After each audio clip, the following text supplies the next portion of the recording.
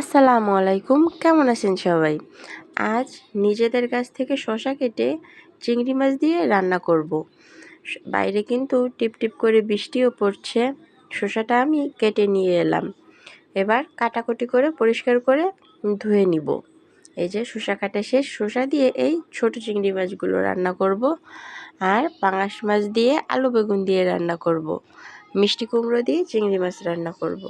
যাই হোক, কথা না বাড়িয়ে চলুন রেসিপিতে চলে যাই। কড়াইয়ে পরিমাণ মতো তেল দিয়ে দিলাম। তেল গরম হয়ে এলে পেঁয়াজ বাটা, সামান্য একটু রসুন বাটা দিয়ে দিলাম।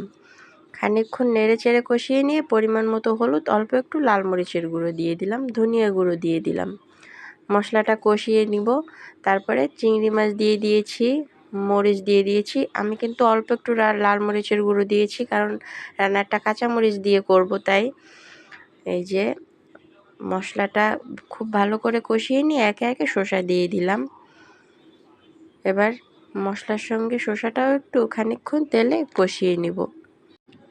কষিয়ে নেওয়া হয়ে গেলে আমি কষানোর জন্য পানি দিয়ে দিচ্ছি। এই যে এরপরে কিন্তু ঝোলের পানিও দিয়েছিলাম। আসলে কিছু কিছু ভিডিও স্কিপ করে যায়, সবগুলো তুলে ধরা যায় না। যাই হোক, ভিডিওটি ভালো লেগে থাকলে আপনারাও একদিন করে খেয়ে দেখবেন।